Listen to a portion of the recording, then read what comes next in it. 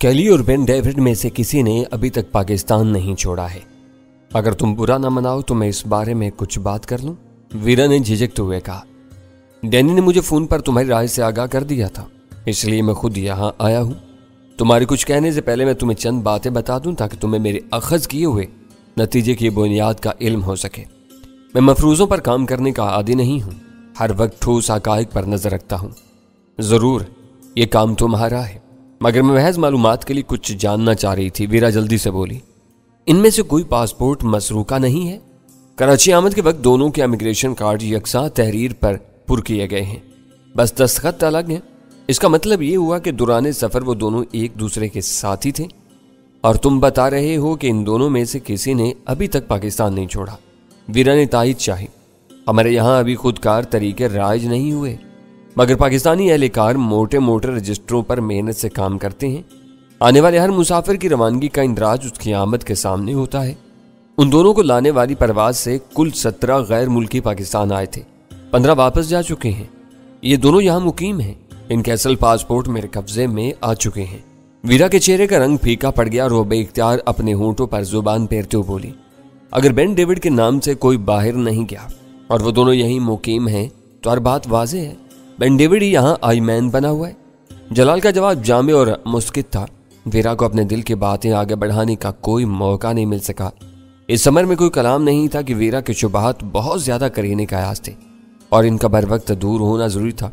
जलाल ने पासपोर्ट बरामद होते ही बेन डेविड की तस्वीर फौरी तौर पर हर तरफ फैला दी थी, लेकिन इसी के साथ उसने इन सफरी दस्तावेजात की कड़ी और फुल प्रूफ छानबीन का भी बंदोबस्त कर लिया था। दोनों की कारकर्दगी में यह फर्क था कि जलाल खामोशी से अपने काम में लग गया था। वीरा ने अपने शुबहात का नकारा बजाकर हम सब को तजब्जब और बेयकीनी के दलदल में धकेल दिया था। जलाल ने अपनी कोशिशों से हर इबहाम दूर कर दिया था। तुमने कोई अनोखी बात नहीं सोची थी, मैंने वीरा को इखलाकी सहारा देने के लिए नीम मज़ाहिया अंदाज में कहा। जलाल के जहन में भी इसी किस्म के शुबहात रिंग रहे थे। इसने कैली से रूबरू बात की थी, इसलिए वो अपने अंदाजों के बारे में पूरा एतमाद था। तुम दूर थी, इसलिए तुम्हारा यकीन बहुत कमजोर था। शुकूक शुबहात के बादल छट गए हैं, तो अब हमें भरपूर वार कर देना चाहिए। चंद लम्हों की खामोशी के बाद वीरा बोली, भरपूर वार करने की तैयारियां जारी हैं। जलाल ने बताया, मेरी एक टीम के अरकान बारी बारी अमरीकी कौंसल खाने से नकाज कर रास्ते की निगरानी कर रहे हैं। वो 24 घंटे वहां मौजूद रहेंगे और बेन डेविड की झलक देखते ही उसका पीछा करना शुरू कर देंगे। वो बहुत तेज और मुतहर्रिक आदमी है, मेरी और वीरा की सरकोबी के लिए यहाँ आया है। वो ज्यादा देर तक अपने कौंसल खाने के चूहेदान में बंद होकर नहीं बैठेगा। मैंने जलाल की तरफ देखते हुए उसकी बात काट कर पुरख्याल लहजा में कहा, मुझे भी इसी वक्त का इंतजार है, वो बाहर निकलेगा और पकड़ा जाएगा। जलाल ने उम्मीद जाहिर की। यह खतरा उसके ज़हन में भी मौजूद होगा कि कौंसल खाने की निगरानी की जाएगी। टाम और निक से खुली खुली बातें होने के बाद बेन डेविड और उसके सरपरस्त बहुत ज्यादा मोहतात हो जाएंगे। मैंने जरा मोहतात रहते हुए अपनी बात जारी रखी। मैं अपनी किसी बात से जलाल को भड़काना नहीं चाहता था। शायद तुम कुछ कहना चाह रहे हो मगर कहते हुए झिझक रहे हो। जलाल बला का ज़हीन आदमी था, फौरन मेरी हिचकिचाहट को ताड़ गया। अमेरिकी कौंसल खाने के पास बंद गाड़ियों का पूरा बेड़ा मौजूद है, जिसमें सुबक रफ्तार बख्तर बंद गाड़ियां भी शामिल हैं। वो किसी बंद और महफूज गाड़ी में उसे निकालने की कोशिश कर सकते हैं। मैंने कहा, मैंने बताया ना कि मेरे 1-2 आदमी नहीं, पूरी टीम वहां निगरानी पर मामूर की गई है। जिन बंद गाड़ियों के सवार नजर नहीं आएंगे, इनका भी मंजिल तक पीछा किया जाएगा। मैंने अपनी मंसूबा बंदी में हर पहलू को अपने पेश नजर रखा है। इसके बावजूद कहीं चूक हो जाए तो यह हमारे मुकद्दर की खराबी होगी, मगर यह सारा बंदोबस्त आर्जी है। यह इकदाम सफारती आदाब के मुनाफी है। इन्हें भनक मिल गई तो वह एहतिजाज का एक तूफान खड़ा कर देंगे। वीरा ने तशवीश से कहा, उन्होंने अपनी हरकतों से हमें इस बंदोबस्त पर मजबूर किया है। जब तक बेन डेविड के पासपोर्ट की तस्दीक नहीं हुई थी, मैं कदरे बेफिक्र था। मैंने अभी तक इस्लामाबाद वालों को निगरानी के काम से आगाह नहीं किया है। मुझे डर है कि वहां से पसपाई की हदायत आ जाएंगी। मेरी यह तशवीश मुझे यहाँ लाई है। अमेरिका एक अहम मुल्क है, इससे खुलकर महाज आराई मोल नहीं ली जा सकती। मैंने अपनी तशवीश का इजहार किया। इस्लामाबाद से निगरानी हटाने के अहकाम आए तो बात फैल जाएगी। मेरा मशवरा है कि तुम खामोशी से अपने आदमियों को हटा लो। यह मोर्चा STF संभाल लेगी। शायद इसीलिए तुम इस बंदोबस्त को आर्जी कह रहे थे। फाल्कन हाउस में जैक स्मिथ की मौत के बाद हालात तेजी से तब्दील हुए हैं। कराची में मुकीम अमरीकियों को आज पहले से ज्यादा तहफ्फुज की जरूरत है। वीरा ने डटाई के साथ अपनी खिफत को फरामोश कर दिया था और पूरी सरगर्मी से गुफ्तगू में हिस्सा ले रही थी। اس نے اپنی بات جاری رکھتے ہوئے کہا، ہو سکتا ہے کہ رات کے سناٹے میں ان اطراف میں ہونے والی غیر معمولی نقل و حرکت زیادہ دیر تک پوشیدہ نہ رہ سکے۔ ایسی صورت میں یہ کہا جا سکتا ہے کہ بدلے ہوئے حالات میں وہاں حفاظتی نفری بڑھا دی گئی ہے۔ یہ سب ممکن ہے۔ اس وقت میں مخمصے میں ہوں۔ جیک کے قتل کا معاملہ آئی بی کے پاس ہے اور آئی مین ہمارا مجرم ہے۔ سارے شواہد بتا رہے ہیں کہ وہ اپنے قونصل خانے میں پناہ گزین ہیں، مگر ہمارے پاس اس کا کوئی واضح ثبوت نہیں ہے۔ جلال نے الجھی باتوں کا جال توڑتے ہوئے کھل کر کہا، ثبوت ہو تو ہم ان سے بن ڈیوڈ کو اپنے حوالے کرنے کا مطالبہ کر سکتے ہیں۔ میں نے واقعات کی روانی میں اپنے آدمی وہاں معمور کر دی ہیں، لیکن وہ زیادہ دیر تک وہاں نہیں ٹھہر سکیں گے۔ ان سے یہ توقع عبث ہے کہ ثبوت ہوگا تو وہ بن ڈیوڈ کو شرافت سے تمہارے حوالے کر دیں گے۔ میں نے افسوس کے ساتھ کہا، قانون اور ضابطوں نے تمہارے ہاتھ باندھے ہوئے ہیں۔ میری رائے میں اب تمہیں خاموشی سے پیچھے ہٹ جانا چاہیے۔ بن ڈیوڈ کو اس کے چوہدان سے نکال کر پکڑنے کا کام ہمارے اور ایس ٹی ایف کے لیے چھوڑ دو۔ اس کی مصدقہ تصاویر ہمارے قبضے میں ہیں، وہ ہماری آنکھوں میں دھول نہیں جھونک سکے گا۔ وہ بہت گہرا آدمی تھا۔ ہمارے گھر پہنچا تو یوں پرسکون نظر آ رہا تھا جیسے اس کے ذہن پر کوئی بوجھ نہ ہو۔ آنے کے بعد اس نے چائے نوشی اور ویرا سے سرسری بحث میں خاصا وقت اطمینان سے گزار دیا تھا، لیکن اس وقت امریکی قونصل خانے کے اطراف کے حالات زیر بحث آنے پر اندازہ ہو رہا تھا کہ وہ شدید ذہنی دباؤ میں آیا ہوا تھا۔ وہ قانون کا پابند اور محتاط افسر تھا۔ پچھلی طویل رفاقت میں نے بارہا یہ دیکھ لیا تھا کہ وہ کبھی بھی اپنے اختیارات کی حدود سے تجاوز نہیں کرتا تھا۔ اپنے مجرموں کی سرکوبی کے لیے قانون کے دائرے میں رہ کر کام کرنے کا عادی تھا۔ اس پوری مدت میں اس نے صرف ایک بار قانون کو اپنے ہاتھ میں لیا تھا۔ اسے دہلی میں راہ والوں کے ہاتھوں عبداللہ کے بہیمانہ قتل پر گہرا دکھ تھا۔ اسے اپنے ذرائع سے پتہ چل گیا تھا کہ دہلی میں راہ کے ونود نامی آدمی نے عبداللہ کو اپنی درندگی کا نشانہ بنا کر موت کے گھاٹ اتارا تھا۔ جلال نے اسی وقت عہد کیا تھا کہ وہ ونود سے عبداللہ کے قتل کا انتقام ضرور لے گا۔ پھر ونود کے ستارے گردش میں آ گئے۔ دہلی سے تبادلہ کر کے اسے اسلام آباد بھیجا گیا، وہاں سے کراچی کے بھارتی قونصل خانے میں آ گیا۔ جلال نے اسلام آباد میں بھی اس پر نگاہ رکھی تھی، مگر اسے وہاں اپنے دشمن پر ہاتھ ڈالنے کا موقع نہیں مل سکا۔ ونود کراچی آیا تو جلال نے اس کے معمولات پر گہری نظر رکھی اور پھر ایک شام مجھ سے بیم گن ادھار لے کر اس نے ایک ہوٹل کی پارکنگ لاٹ میں اس وحشی درندے کو نہایت صفائی سے جہنم واصل کر دیا۔ قانون سے تجاوز کا وہ اکلوتا واقعہ شاید جلال کے منصبی فرائض کے ذیل میں نہیں آتا تھا، وہ ایک خالص ذاتی معاملہ تھا۔ ونود نے جلال کا منظور نظر عبداللہ کو اپنے وطن میں مارا۔ جلال نے اپنی سرزمین پر ونود کو کیفر کردار تک پہنچا کر اپنا بدلہ لے لیا۔ بن ڈیوڈ سے اس کی کوئی ذاتی دشمنی نہیں تھی۔ اس نے آئی مین کے روپ میں پاکستان میں بیٹھ کر سازشوں کا جال پھیلانا شروع کر دیا تھا۔ وہ معاملہ نیچے سے اوپر تک ہر ذمہ دار سرکاری اہلکار کے علم میں تھا۔ اس کو ونود کی طرح راستے سے ہٹانا جلال کے لیے ممکن نہیں تھا۔ میں بھی اسی نتیجے پر پہنچا ہوں، جلال نے میری تجویز کے جواب میں کہا۔ ہم کسی سفارتی عمارت کی باضابطہ نگرانی کے مجاز نہیں ہیں، اس لیے میں چاہتا ہوں کہ ایس ٹی ایف جلد از جلد وہاں کا چارج سنبھالے۔ وہاں سے نکلنے کے 4 راستے ہیں۔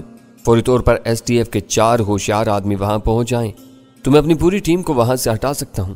میری خواہش ہے کہ میں شام کو اپنی رپورٹ بھیجوں تو اس میں ٹیم کی تعیناتی کے ساتھ واپسی کا ذکر بھی آ جائے تاکہ مجھے کسی سبکی کا سامنا نہ کرنا پڑے۔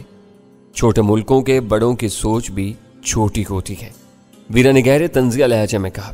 تم سے تمہارے بڑے شاید ان چند گھنٹوں کی نگرانی پر بھی جواب طلب کر سکتے ہیں۔ امریکہ کو دیکھو کہ وہاں کا صدر کانگریس، سینٹ اور عوام کے کسی بھی احتساب سے بے خوف ہو کر پورے اعتماد سے شیعہ کی سرپرستی کر رہا ہے، جو پاکستان کے علاوہ نہ جانے کس کس ملک میں تباہیاں پھیلا رہی ہے، اور کوئی اس پر کھل کر ہاتھ ڈالنے کی ہمت نہیں کر سکتا کیونکہ پوری امریکی انتظامیہ ان کی پشت پناہی پر ہے۔ ان چند گھنٹوں کی نگرانی کے لیے میں کوئی نہ کوئی جواب دے دوں گا، مجھے اس کی فکر نہیں ہے، تشویش آنے والے وقت کے بارے میں ہے۔ جلال نے خفیف سی مسکراہٹ کے ساتھ جواب دیا۔ ہم پسے پردہ رہ کر سب کچھ کر سکتے ہیں، سامنے آ کر کچھ نہیں کر سکتے۔ نگرانی کے لفظ کو اپنے ذہن سے جھٹک دو، میں نے اسے مشورہ دیا۔ تم آسانی سے یہ موقف اختیار کر سکتے ہو کہ قونصل خانے کے قرب و جوار میں کسی تقریبی کارروائی کے اندیشے کے پیش نظر تم نے وہاں خفیہ حفاظتی انتظامات کیے تھے جو مطلع صاف ہونے پر ختم کر دیے گئے۔ ویری گڈ، جلال نے بے ساختہ کہا۔ نگرانی کو تحفظ کا نام دینے سے ہر جواب دہی کا اندیشہ ختم ہو جائے گا۔ تمہارا یہ مشورہ بہت برمحل ہے۔ حفاظتی انتظام کے لیے کوئی بھی جواز ہو سکتا ہے۔ مشتبہ افراد کی غیر معمولی نقل و حرکت کی عام سی کہانی ہر ایک کے لیے قابل قبول ہوگی۔ اب تم کو اول خان سے بات کر لینی چاہیے۔ اس کی بات پوری ہونے پر میں نے کہا، میرا خیال تھا کہ وہ تمہارے پاس آیا ہوا ہوگا، وہ آج کل اپنی اکثر شامیں تمہارے ساتھ گزارتا ہے۔ ابھی فون پر دیکھ لیتے ہیں کہ وہ کہاں ہے۔ میں نے فون کی طرف ہاتھ بڑھاتے ہوئے جواب دیا۔ जरा 1 मिनट, वीरा बेताबी से बोली। एक बात तिश्ना रह गई। थोड़ी देर पहले तुमने कहा था कि भरपूर वार करने की तैयारियां जारी हैं और तुम्हारे आदमी 24 घंटे कौंसल खाने की निगरानी करेंगे। क्या इस वक्त तुम्हारे जहन में यह बात नहीं थी कि तुम्हारा महकमा इस कार्रवाई को पसंदीदा नजरों से नहीं देखेगा? मेरी बात डैनी ने दरमियान से उचक ली थी। जलाल ने वजाहत की। मैं इसी के साथ अपनी मजबूरी बयां करने वाला था। यह बात इब्तिदा से मेरे जहन में चुभ रही है कि IB अपनी कानूनी हदूद में रहकर इनके गैर कानूनी हथकंडों का मुकाबला नहीं कर सकेगी। जब सफारतकार अपनी मराद की आड़ में जराइम का इर्तिकाब करने लगे तो सूरत-ए-हाल बहुत दुश्वार हो जाती है। इन्हें खुलकर ललकारना पड़ता है, जिससे बदमज़गी पैदा होने का अंदेशा होता है, या फिर मसलहत आमेज खामोशी इख्तियार करना पड़ती है। मौजूदा हालात में हम अमेरिका से खुली महाज जराइम मोल नहीं ले सकती, और यही एक नुक्ता मेरे बड़ों को बेबस किए हुए है। पर न वो खुद भी अमरीकियों से नादां हैं। मैंने मोबाइल फोन पर अव्वल खान का नंबर मिलाया तो वह घर पर मौजूद था। तुम वहां बैठे क्या कर रहे हो? जलाल तुम्हारी तलाश में यहां आया हुआ है। रस्मी सलाम दुआ के बाद मैंने कहा, यह बताओ कि आईमैन और बेन डेविड का मुअम्मा हल हुआ या जूं का तू है? जलाल का नाम सुनते ही उसे वो मसला याद आ गया। दोनों एक हैं। अब बेन डेविड की तस्वीरें उसे कैफरे किरदार तक पहुंचा देंगी। रिसीवर पर अव्वल खान की गहरे सांस की आवाज आई। फिर वो बोला, खुदा का शुक्र है कि यह बोझ सर से उतरा। वीरा ने अपनी मोशगाफियों से मेरी आधी जान निकाल दी थी। मैं हैरान था कि कैली तुम्हारे और जलाल जैसे खराट आदमियों को धोखा देने में कैसे कामयाब हो गई। बस ये ऊंच नीच होती रहती है। मैंने कनखियों से वीरा की तरफ देखते हुए कहा। अब वो भी शर्मिंदा है। वीरा मेरी एक तरफा बातें सुन रही थी। उसे अंदाजा नहीं हो सका कि मैंने वो फिक्रा उसके बारे में कहा था। अगर जलाल के पास वक्त हो तो मैं 10 मिनट में तुम्हारे घर पहुंच सकता हूं, अव्वल खान फोन पर कह रहा था। इस वक्त वो तुमसे मिलने के लिए आया है, इंतजार करेगा। तुम फौरन आ जाओ। मैंने ये कहकर फोन बंद कर दिया। बेन डेविड का मामला अव्वल खान को सौंप देने के बाद तुम्हारा क्या इरादा है? मैंने जलाल को अव्वल खान की आमद से आगाह करने के बाद पूछा। मेरे पास हर वक्त बहुत से बखेड़े मौजूद होते हैं। इस वक्त सरकारी तौर पर जैक, बेन डेविड और कैली का केस मेरी एजेंसी के पास है। मैं इससे किनारा कश नहीं हो रहा। उसकी तफ्तीश का काम चलता रहेगा।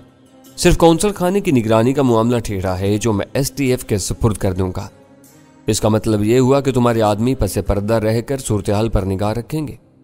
बिल्कुल। एक मर्तबा वो वहां से निकल आया तो मेरे आदमी पूरी ताकत के साथ उसे घेरने की कोशिश करेंगे। ऐसा ना हो कि किसी गलत फहमी के बिना पर तुम्हारे आदमी बेन डेविड के बजाय STF से टकरा जाएं। मैंने अंदेशा जाहिर किया।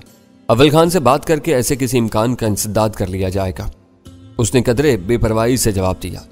इस दौरान में मैं चोपड़ा और उसके आदमियों पर कुछ मेहनत करूंगा।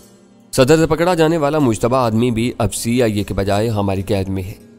इस वक्त दोनों महाज साथ साथ खुले हुए हैं। गजाला बोली।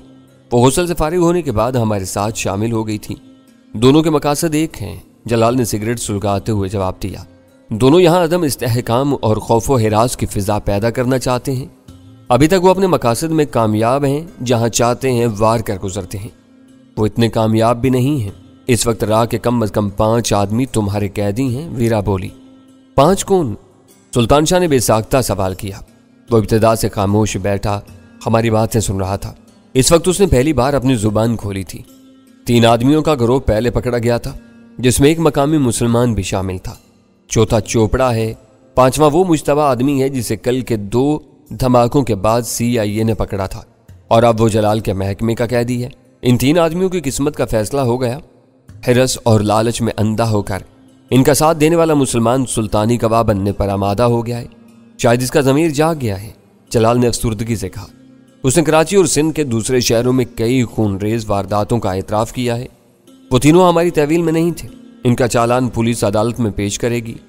इस वक्त हमारे 2 कैदी हैं, एक चोपड़ा और दूसरा धनी लाल। फिर भी तुम कह रहे हो कि वो कामयाब जा रहे हैं? वीरा ने एतराज़ किया। वारदात हो जाने के बाद मुजरिम को पकड़ लेना मेरी नज़रों में कामयाबी नहीं है। ऐसे मामलात में असल कामयाबी उस वक्त शुमार की जाती है जब वारदातों का सिलसिला यकसर मौकूफ हो जाए। अभी हम इस मंजिल से दूर हैं। बेन डेविड ने गोल्डन फार्मेसी को आग लगवा दी। उसकी ऊपरी मंजिल पर 2 बच्चे झुलस गए। रावालों ने शहर में 2 बम चला दिए। 10 बेगुनाह शहरी जख्मी हुए। एक बेचारा बेमौत मारा गया। इनकी कामयाबियां हैं। वो अपना हदफ हासिल कर रहे हैं। चोपड़ा बीच का आदमी है। वो खुद कुछ नहीं करता, दूसरों की डोरियां हिलाता है। मैंने सोचते हुए कहा, उसको हदायत दिल्ली से मिलती हैं जहां अनिल बिस्वास की जगह कोई और आ गया होगा। मैदान में असली तबाही फैलाने वाले वो लोग हैं जो यहाँ पकड़े गए हैं। ان میں آخری مشتبہ شخص سب سے زیادہ اہم ہے۔ چوپڑا نے تم کو اپنے 4 آدمیوں کے نام دیے تھے جو ایک ہوٹل میں روپوش تھا اور چوپڑا کی گرفتار ہوتی زیر زمین چلے گئے۔ کیا وہ ان میں سے ایک نہیں ہے؟ CIA والوں کو پس منظر کا علم نہیں تھا، اس لیے وہ تشدد کر کے اس کی زبان کھلوانے کی کوششیں کرتے رہے۔ ہم بعض فنی مجبوریوں کی وجہ سے منتظر رہے۔ اب وہ ہمارے پاس آ گیا ہے تو اس کی اصلیت کھل جائے گی۔ اسے اپنا جو نام بتایا وہ چوپڑا کے دیے ہوئے 4 ناموں میں شامل نہیں تھا۔ شاید 4 ایجنٹوں کی یہ آخری کھیپ تھی جو انل نے پاکستان بھیجی تھی۔ ویرا نے کہا، ان کی سرکوبی ہو جائے تو شہر میں کافی دنوں کے لیے سکون ہو جائے گا۔ ہم بھی انہی خطوط پر سوچ رہے ہیں۔ انل کا جانشین معاملات پر اپنی گرفت مضبوط کرنے کے لیے وقت لے گا۔ جلال نے جواب دیا، شہری آبادیوں میں قتل و خون ریزی گھٹیا حرکتیں ہیں، اصل فرق بڑے منصوبوں پر پڑے گا۔ انل کی موت کے بعد بھارتی شاید کوئی بڑی سازش نہیں کر سکیں گے۔ یہ خوش فہمی اپنے دل سے نکال دو، ویرا کسی تردد کے بغیر بولی۔ بھارت والے سازشوں کے شہزادے ہیں، انہوں نے تمہارے ملک کو آج تک کھلے دل سے تسلیم نہیں کیا۔ وہ تمہاری بھیک خونی کے لیے نت نئے منصوبے بناتے رہیں گے۔ اس کا بہترین جواب یہی ہے کہ تم ان کے حلق میں اپنی انگلیاں ڈالتے رہو۔ وہ سب معاملات ساتھ ساتھ چل رہے تھے، اس لیے گفتگو کا رخ بین ڈیوڈ سے راہ کی طرف ہو گیا۔ اول خان کی آمد تک ہم 5 راہ والوں کی سرکوبی کے امکانات پر سر کھپاتے رہے۔ اول خان کے آتے ہی فضا بدل گئی اور روح سخن دوبارہ بین ڈیوڈ کی طرف ہو گیا۔ میری رائے ہے کہ کچھ دیر کے لیے ان دونوں کو تنہا چھوڑ دیا جائے۔ ان کی ابتدائی گفتگو کے ابہام کے پیش نظر میں نے چند منٹ بعد تجویز پیش کی تاکہ یہ کھل کر بات کر سکیں۔ بعد میں ضروری باتیں خود ہی ہمارے علم میں آ جائیں گی۔ ہم چاروں نے بیک وقت اپنی جگہیں چھوڑ دیں۔ جلال نے نیم دلی سے ہمیں روکنا چاہا، مگر مجھے معلوم تھا کہ وہ رسمی تکلف سے کام لے رہا تھا۔ اول خان سے جملہ معاملات طے کرنے کے لیے اسے تخلیے کی ضرورت تھی۔ غزالہ ڈرائنگ روم سے نکل کر کچن کی طرف چلی گئی۔ ہم تینوں ویرا کے کمرے کی طرف ہو لیے۔ مجھے ان واقعات پر اب کچھ شمود سا طاری ہوتا ہوا نظر آ رہا ہے۔ ویرا کے کمرے میں پہنچ کر سلطان شاہ نے پرتشویش لہجے میں کہا، بین ڈیوڈ امریکی سفارتکاروں کی گود میں جا بیٹھا ہے، چوپڑا صدف مینشن میں پڑا سڑ رہا ہے اور مشتبہ آدمی اپنی زبان کھولنے پر آمادہ نہیں ہے۔ کبھی کبھی ایسا ہوتا ہے، ویرا نے تسلی دی، زیادہ دیر تک یہ سب نہیں ایسا چلے گا، کسی نہ کسی مرحلے پر ان کے اعصاب جواب دے جائیں گے۔ ایک بات یاد رکھو کہ سیکرٹ ایجنٹ اگر پیشہ ور ہو تو دشمن کی تحویل میں مر جاتا ہے، مگر اپنی زبان نہیں کھولتا۔ میں نے اسے سمجھایا، تشدد کر کے کسی کو مار دینا بہت آسان کام ہے، لیکن اسے زندہ رکھ کر لب کشائی پر مجبور کرنا بہت مشکل۔ چوپڑا نے IB کے قبضے میں آنے کے بعد سب کچھ اگل دیا۔ کیلی نے آج ہی تم لوگوں کو بہت کچھ بتایا، سلطان شاہ بولا۔ ان دونوں میں سے کوئی بھی سیکرٹ ایجنٹ نہیں ہے۔ چوپڑا بھارتی سفارت خانے کا ایک عام سول سرونٹ ہے۔ کیلی ایک بڑے مجرم کی داشتہ ہے۔ کیلی کی لب کشائی میں 2 عناصر بہت اہم تھے، ایک صدف مینشن کا ڈراؤنا ماحول اور دوسرا جلال کا نفسیاتی جھٹکوں کا حربہ۔ یہ راہ والوں کی باتیں ہیں جو چلتی رہیں گی، ویرا نے گہرا سانس لے کر کہا۔ امریکی سفارتکاروں کو اب یہ احساس دلانا ضروری ہو گیا ہے کہ ہم لوگ ان کے قونصل خانے میں بین ڈیوڈ کی موجودگی سے پوری طرح باخبر ہیں اور ان کی حرکت ان کی سفارتی بدنامی کا سبب بن سکتی ہے۔ ٹام اور نک سے ہونے والی ملاقات میں ان پر بہت کچھ واضح کر دیا گیا ہے۔ وہ غیر رسمی اور آفتی ریکارڈ باتیں تھیں، ان سے باضابطہ احتجاج کیا جانا چاہیے۔ تو میں احتجاج کی بات کر رہی ہوں؟ میں نے ان دونوں سے ملاقات میں صرف اتنا کہا تھا کہ فالکن ہاؤس کے واقعات کے بارے میں ان کی معلومات کا ذریعہ ایمن کی ذات ہے، تو وہ دونوں شائستگی کو فراموش کر کے لڑنے مرنے پر آمادہ ہو گئے تھے۔ وہاں سب کچھ ہو سکتا تھا۔ باضابطہ مراسلے کے جواب میں وہ ایسی کوئی حرکت ریکارڈ پر نہیں لائیں گے۔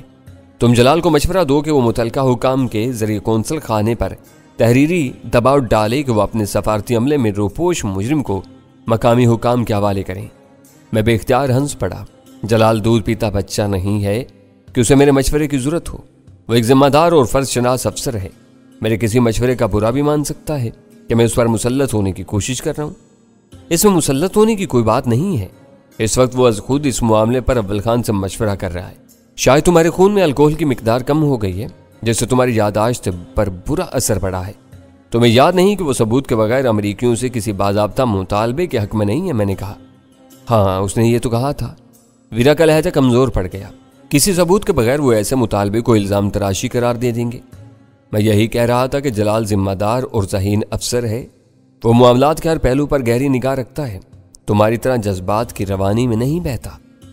تم ٹھیک کہہ رہے تھے، ویرا نے ایک تپائی پر سے اسکاچ کی بوتل اٹھاتے ہوئے کہا۔ مجھے تھوڑی سی الکوہل کی ضرورت ہے، میری موجودگی میں تو یہ بدبودار بوتل نہ کھولو۔ سلطان شاہ نے برا سا منہ بنا کر کہا، तुम बदज़ोक आदमी हो, अपनी नाक बंद कर लो। वीरा ने गिलास में स्कॉच उंडेलते हुए जवाब दिया। ओहो, तो यहाँ ये हो रहा है। इसी वक्त गजाला दरवाजे पर नमूदार हो गई। इस गंदे कमरे में अक्सर यही होता रहता है। सुल्तान शाह ने गजाला को उकसाया। मैं तो कहता हूँ कि इस छत के नीचे ये आराम नोशी बंद होनी चाहिए। जब डैनी ये बुरी आदत तर्क कर चुका है तो वीरा को भी इस बुरे काम की इजाजत नहीं होनी चाहिए। गिलास मैंने अपने लिए बनाया है और नशे में तुम बहक रहे हो।